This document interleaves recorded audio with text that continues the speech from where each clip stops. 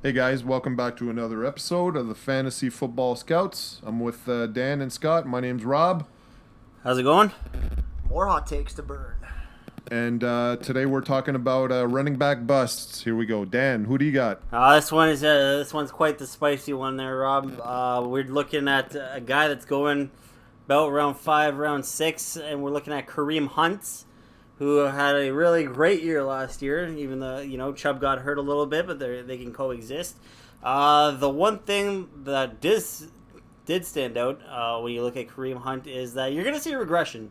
And you're going to see a lot of regression because touchdowns are a fickle thing, and he had 11 of them last year. So it's not something that you want to chase. And,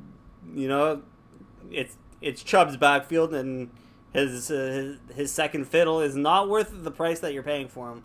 I'm not saying that you avoid him altogether. I'm saying temper your expectations or just let some other sucker just rip his hair out with him the whole year, because that's really what it's going to come down to. Is you're not going to love the production that you're getting from him where you're taking him. Yeah, I mean you got Nick Chubb there, so it's a lot of competition with that guy alone. So Yeah, I'm a big Kareem Hunt fan, as I'm sure anyone would know, and I do agree with Dan on this take. There's a few factors to consider. The 11 touchdowns is pretty significant, and Chubb missed some time last year, which gave Hunt the opportunity to step in as the bell cow and just stack up some fantasy points to make the old box score at the end of the season look even more full. And yeah, it's probably doubtful that will happen again. Be all as it may, as Dan alluded to, I took Hunt last year very, very late in drafts. So having to spend a fairly significantly early draft pick on him it does feel a little like ugly. You're not really like, oh man, I'm drafting a backup running back in the 5th round when is that approximately where he's going? that's where he's been Fifth basically round? all season. That's where he's been. He's not gonna. Yeah. That's high. It's because once the pool starts to dry up, people panic, and you're looking at guys like Myles Gaskin, Kareem Hunt's in that tier, So Yeah. it's one of those things where it's definitely a tough pill to swallow. So I am in lockstep with Dan about this, even as a huge fan of Kareem Hunt's. Yeah, 5th rounds is pretty high for a guy who's he might not even play 50%, right? Like barring a Nick Chubb injury. Now Hunt is probably a better pass catcher, but again, it's just round 5. It's a lot to pay for a guy who's not going to be on the field half the time, right? So I agree with that bust. You got anything else you want to touch on the? Now, if you do end up with him, you can rest a little bit easier because anytime that Chubb was healthy in the lineup, you actually saw a slight increase in Kareem Hunt's numbers.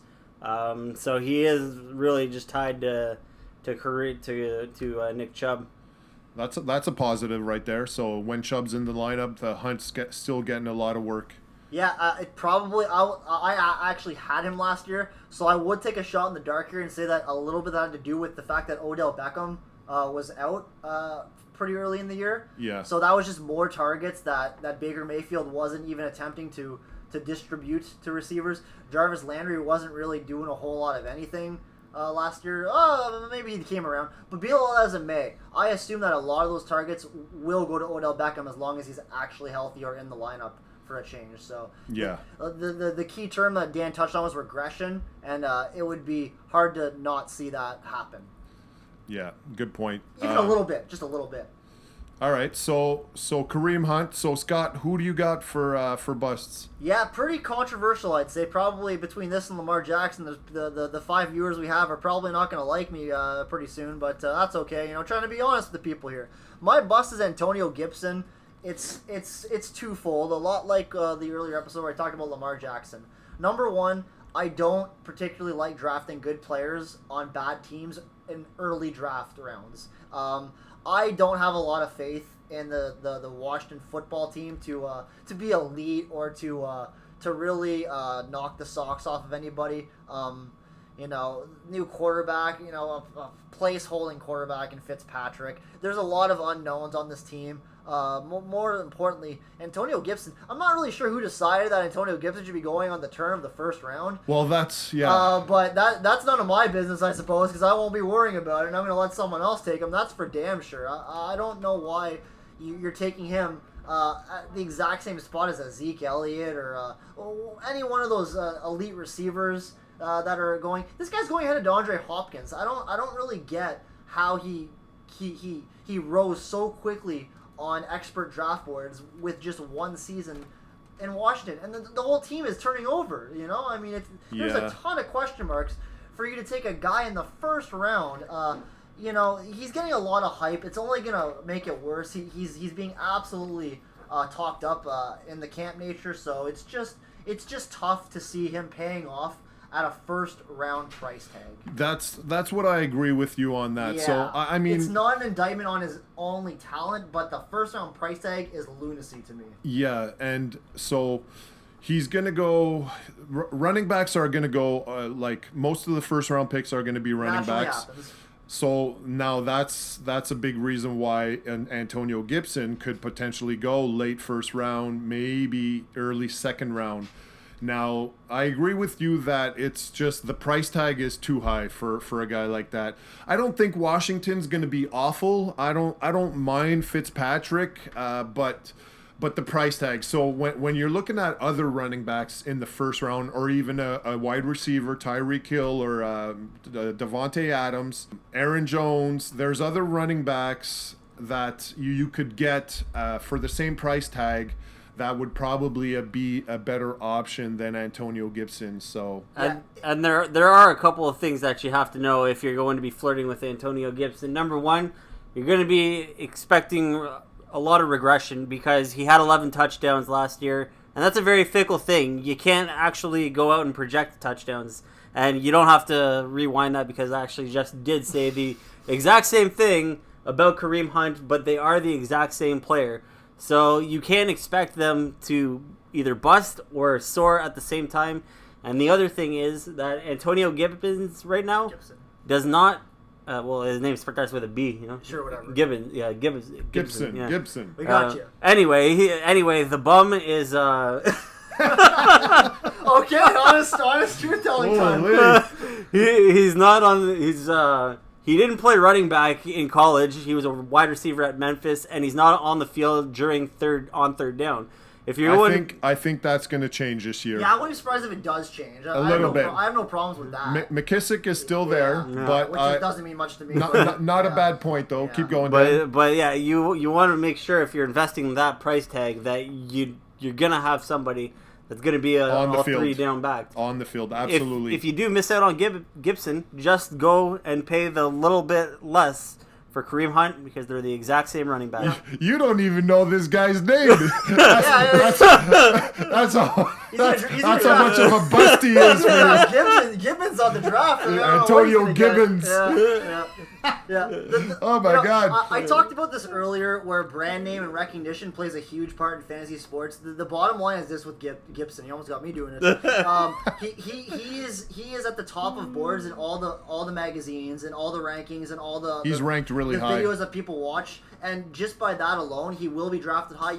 If you want him, you'll have to take him there. There will be no slipping for this guy, based on the fact that the market gets dictated by popular opinion. So it's an easy fade for me based on that. It's not just trying to say that he's a bad guy or he's going to get hurt. It's where he's going. I would never draft him, a Washington football player.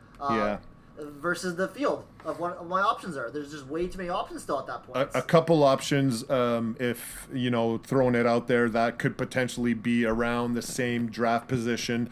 Najee Harris, Jonathan Taylor, Aaron Jones. Every single receiver, because it is right in that spot. It is what it is. Yeah, that's true too. I mean, as much as I like drafting running backs early, I'm talking about Devonta Adams, DeAndre Hopkins, DK Metcalf. These guys are all going after Gibson, so it's quite a price tag you're paying for this guy. You better be damn sure that this guy is gonna return that CMC value that they're hyping him up as. Yeah.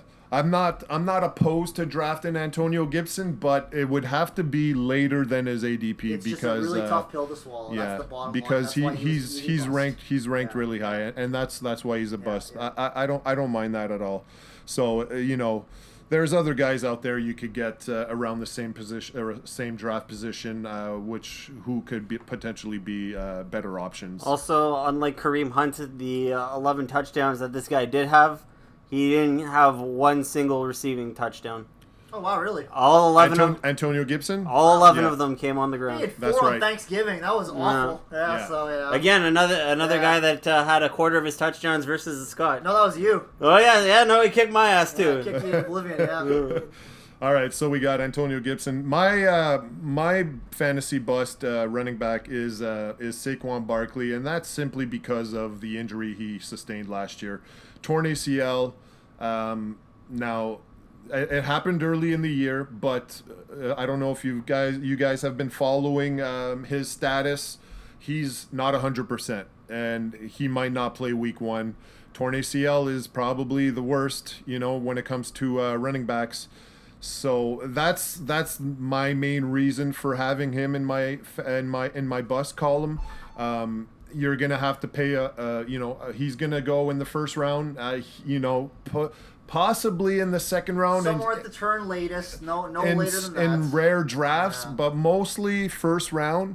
And just like Antonio Gibson, just like you mentioned, I just don't think he's worth the price tag. He might not even be on the field for the first few games. Yeah, and big that's, difference between him and that's Gibson huge. is that Gibson is good to go. Barkley, you asked if we've been following the story of him. There's been a lot of interviews with him. Yeah. He's been candid in speaking.